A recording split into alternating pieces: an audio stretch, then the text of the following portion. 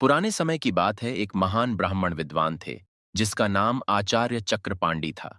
आचार्य के परिवार में सिर्फ वह, उसकी पत्नी और उनका एक छोटा बेटा था। आचार्य का अधिकांश समय अध्ययन और लेखन में ही व्यतीत होता। उन्होंने कई महत्वपूर्ण पुस्तकें और ग्रंथों की रचना की थी, परंतु अपने लेखन और ज्ञान में इतने व्यस्त रहते थे कि अपने इकलौते पुत्र वेदस पर ध्यान देने का समय ही नहीं मिल पाता था। एक दिन आचार्य की पत्नी ने उनसे कहा, क्या आपको अपने इकलौते पुत्र से कोई प्रेम ममता है या नहीं? पूरे दिन आप बस अध्ययन और लेखन में ही व्यतीत करते हैं। आचार्य ने उत्तर दिया, मेरे पास इन भावनाओं के लिए समय कहाँ है। आचार्य जी विद्वानों के बीच बहुत प्रतिष्ठित थे और राजा के दरबार में भी उनका बहुत सम्मान था। राजा ने कई बार उन्हें अपने दरबार में सलाहकार बनने के लिए अनुरोध किया था, लेकिन आचार्य हमेशा यह कहकर इनकार कर देते कि महाराज, आपकी सेवा में आने पर मुझे आपकी चापलूसी करनी पड़ेगी, जो मैं नहीं कर सकता। दूसरी तरफ उनका पुत्र अर्पण अपनी मां की अत्यधिक लाड प्यार में बिगड़ गया था। वह पाठशाला जाने की बजाय आवारा लड़कों के साथ समय बिताने लगा। आचार्य जी अपने लेखन और अध्ययन में इतने व्यस्त रहते थे कि उन्हें अपने पुत्र की हरकतों का पता ही नहीं चलता था। वेदस ने जुआ खेलना शुरू कर दिया और समय के साथ मदिरा पान भी करने लगा। उसकी संगत कुछ चोर उचके युवकों के साथ हो गई थी। एक दिन की बात है, वेदस अपने चोर दोस्तों के साथ महल में चोरी करने के लिए जाता है, और जब वह तीनों महल में चोरी कर रहे थे, तभी एक पहरेदार ने उन तीनों को चोरी करते हुए पकड़ लिया और उसे पकड़कर सीधे राजा के पास ले गए और बोले, महाराज, यह लड़के महल में चोरी करते हुए पकड़े गए हैं और इनमें से एक आचार्य जी का पुत्र वेदस है। यह सुनकर राजा भी अचंभित रह गए कि ज्ञान और धर्म का उपदेश देने वाले आचार्य का पुत्र चोरी में लिप्त है।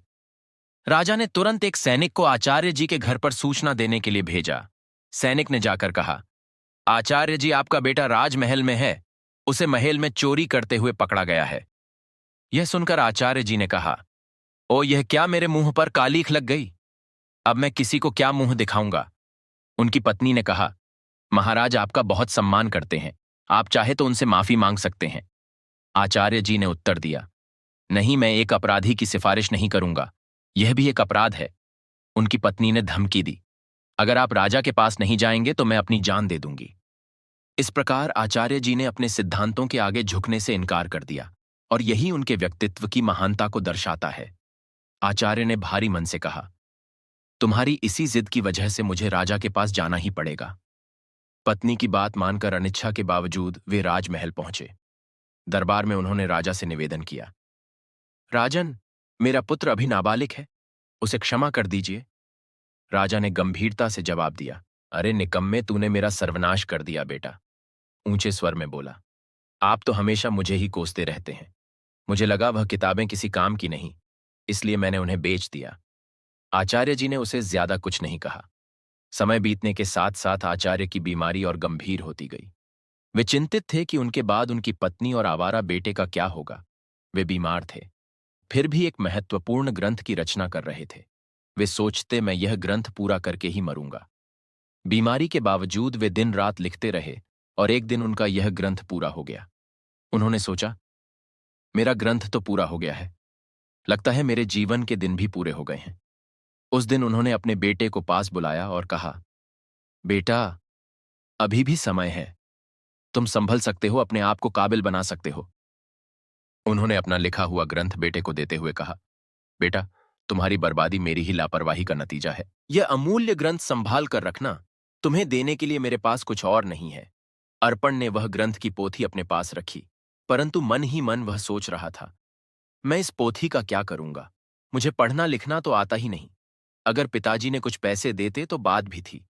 अगले दिन सुबह आचार्य का देहांत हो गया। उनकी मृत्यु के बाद उनके परिवार पर मानो दुखों का पहाड़ टूट पड़ा था, परंतु वेदस को इस बात की कोई चिंता नहीं थी। वह तो अपने पिताजी के सामान में धन की खोज करने लगा। पिताजी ने मेरे लिए एक कौड़ी भी नहीं छोड़ी। वेदस निराश होकर बैठ गया। कुछ समय और बीता तो मां बेटे की हालत इतनी खराब हो गई कि खाने के भी लाले पड़ने लगे। एक दिन मां ने तंग आकर बेटे से कहा, बेटा, कुछ काम धंधा करके लाओ, नहीं तो हम भूखे मर जाएंगे। वेदस ने उदास मन से जवाब दिया, मां, मुझे अनपढ़ और बदनाम को कौन नौकरी देगा?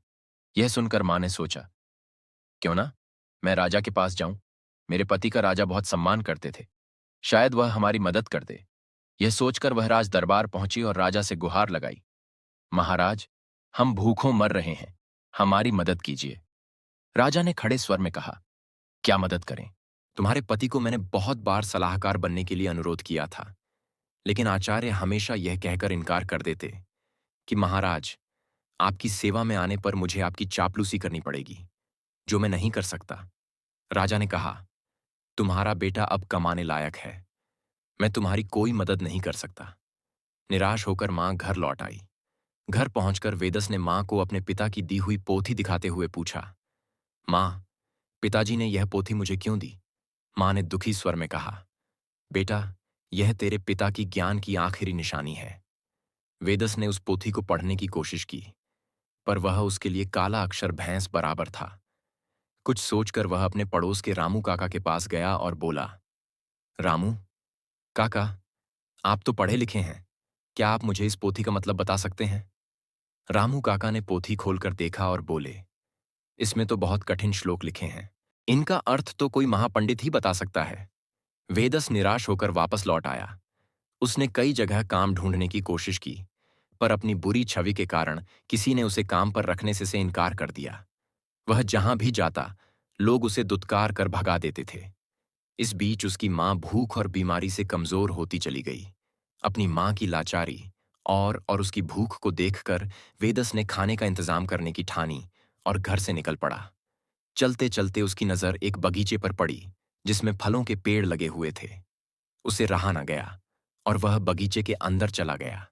वेदस ने जल्दी से कुछ फल तोड़े, लेकिन तभी बगीचे का पहरेदार वहां आ गया। सहयोग से वह बगीचा महाराज का था। एक बार फिर वेदस को पकड़कर महाराज के सामने पेश कर दिया गया। पहरेदार ने कहा, महाराज, यह आपके बगीचे से फल चुरा रहा था। राजा ने गुस्से में कहा, अरे तुम्हारी अब तक आंखें नहीं खुली, तुमने फिर से चोरी की? वेदस गिड़गिड़ाकर बोला। महाराज, मैं कई दिनों से भूखा हूं। राजा ने कड़क आवाज में कहा, चुप हो जाओ। अगर तुम आचार्य के पुत्र ना होते तो तुम्हें सूली पर चढ़ा देता। तुम्हारी यही सजा है कि तुरंत मेरा राज्य छोड़ दो।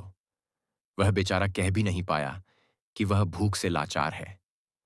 राज्य से निकाले जाने की सजा पाकर जब बेचारा वेदस घर लौटा तो उसकी मां की मृत्यु हो चुकी थी, क्योंकि कई दिनों से उसने कुछ नहीं खाया था और उसे हमेशा चिंता सताती रहती कि मेरे जाने के बाद मेरे बेटे का क्या होगा। दुखी मन से उसने अपनी मां का अंतिम संस्कार किया और राज्य छोड़ने का निश्चय कर लिया। वेदस ने अपने पिता की दी हुई पोथी को संभालकर एक थैले में डाला और राज्य छोड़कर चल दिया। वेदस चलते चलते वह एक घने जंगल में पहुंचा और सोचा, यही फल खाकर गुजारा करूंगा। वह एक पेड़ के नीचे बैठ गया और अपने पिता की पोथी को खोलकर फिर से पढ़ने की कोशिश करने लगा। शायद इसमें छिपे ज्ञान से मेरे दुखों का अंत हो जाए। बेचैनी में वह पोथी के पन्ने पलट रहा था, लेकिन उसे कुछ समझ नहीं आ रहा था। उसने सोचा कि काश मैं पढ़ पाता। पिताजी ने मरते वक्त कहा था कि यह ग्रंथ अमूल्य है। अचानक हवा का एक तेज झोंका आया और पोथी में से कुछ पन्ने उड़ गए। वेदस ने उन पन्नों को पकड़ने की कोशिश की, पर वह असफल रहा। वह सोचने लगा, पता नहीं कितने पन्ने उड़ गए हैं। उसने पोथी को वापस बंद किया और आराम करने के लिए पेड़ के नीचे सो गया। उसी जंगल में एक युवराज शिकार खेलने के लिए भटक रहा था। हवा में उड़ता हुआ